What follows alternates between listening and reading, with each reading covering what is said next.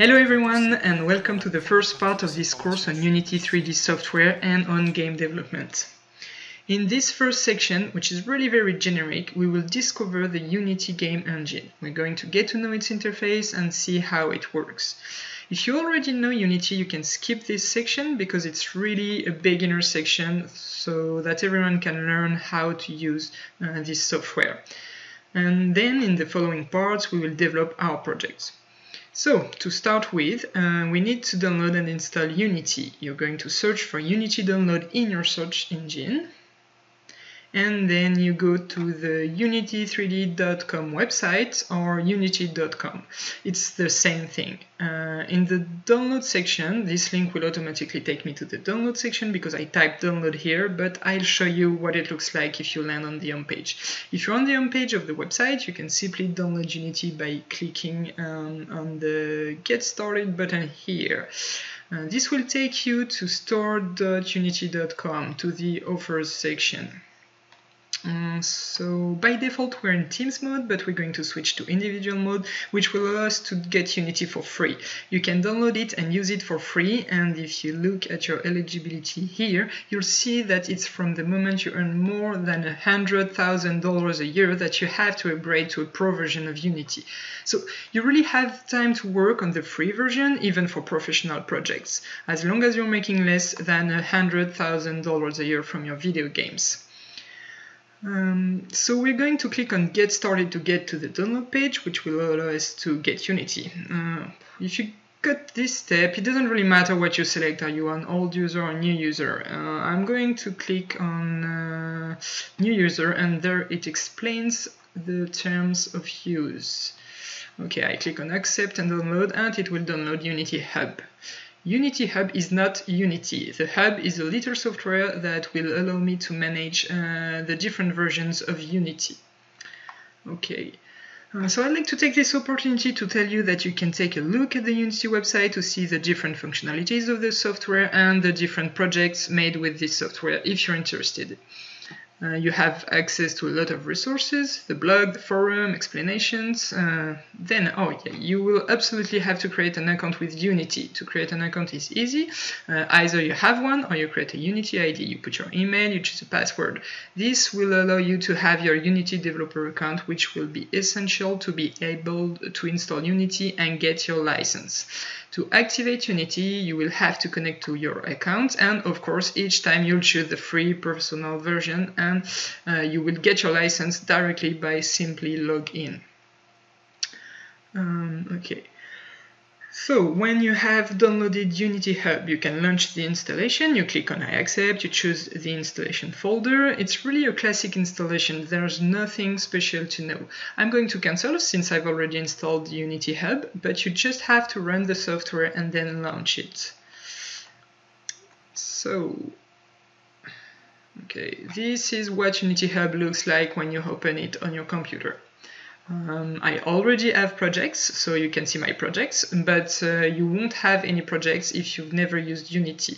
Here it will be empty, but I have the last projects that have been created in this projects section.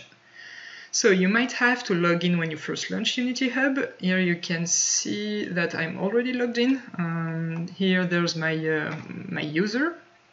I had to log in and activate the software. To check your user license once you're logged in, it's in Preferences and License Management here, and there you have the possibility to see if the license is active and until when, etc. You can also upgrade to a professional license if you want to. Okay, to sum up, you log in and you activate your license. Then the interface is very simple. You have your projects here. You can click on Add to add a project that is already on your computer. If, for example, you download my Unity project, you can click on Add, search for it, and then add it to your list of projects. You can then open it.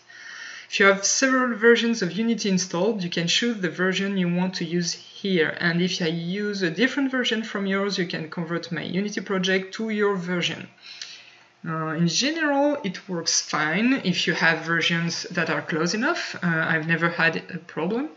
Of course, if you try to open a Unity 2022 project with a 2015 or older version, well, with a 7-year gap, it might not work well. However, if the project is simple, it may work. The target platform is the platform for which the project was created. It can be Windows, macOS, GNU Linux, it can be for mobile phone, Android, iOS, or a video game console. You can choose the platform for which you want to deploy your game, knowing that you have the possibility to deploy your game on several platforms. That's the advantage of Unity. You develop once and you can export everywhere. You can create a new project here. When you click on the New button, we'll come back to that in a moment. But when you create a project, you can choose the version you want to use. The Learn section won't be too useful for you since you're following my Unity training course. Otherwise, it's a section with some small example projects. Then you can access. There are also blog posts with tutorials made by Unity. You have the possibility to see the tutorials proposed directly by Unity. It's on the website learn.unity.com. The community section will give you quick links to the Q&A section, the forum, the blog, etc. All online areas where you can find help. And the install section lists the versions of Unity you have on your computer. It can be interesting to have several versions of Unity. If you have old projects that run on older versions, you can have several versions of Unity in parallel to be able to run your project with the right version. If you want to install a version of Unity, because by default you won't have any, you click on Add. You'll be asked to choose a version. So here the LTS version, long-term support. The last version I have here is 2020.3. It's the one that is recommended to use because it will be maintained on the long term. There will be regular updates. The official release are the official versions of Unity which are available. There are the final versions. Here I am in 2021.1.2 for the last one, knowing that in general the LTS is the year, the 3 or 4 depends. You see here 2023, so I don't have yet the LTS version for 2021. These versions are still ready to be used even for professional projects, and there's no worries at all.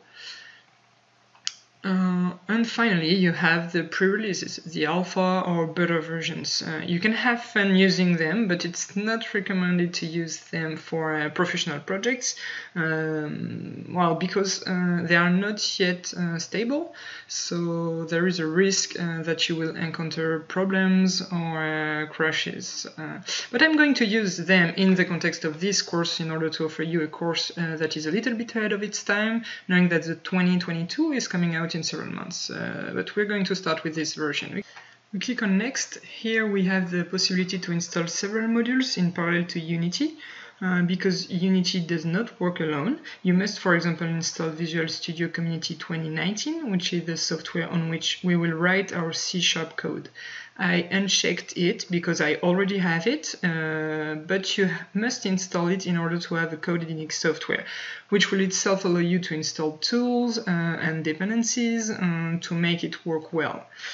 I recommend you check the Android build support here, which will install everything you need to compile your project on Android. The SDK, the NDK, the Java development kit as well. So I recommend you check that if you want to deploy your game on mobile. I'm going to leave it checked myself because I recently changed my computer and I'm not sure I have the Android SDK installed anymore. So I'll leave it checked. If you're on macOS, you will have the ability to compile for iOS.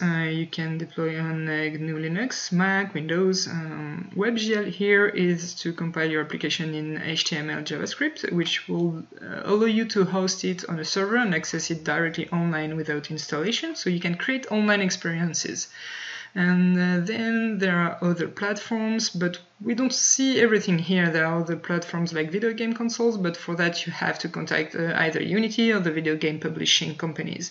For example, if you want to deploy on Nintendo Switch, you'll have to sign up for Nintendo's developer program, which will provide you with a version of Unity that allows you to export to Switch.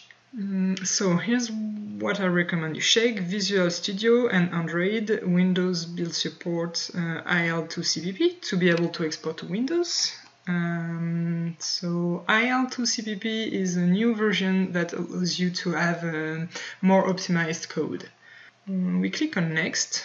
Here we accept the different terms of use depending on what you have checked in the previous step. Then you have to accept the installation and be patient because it's rather long.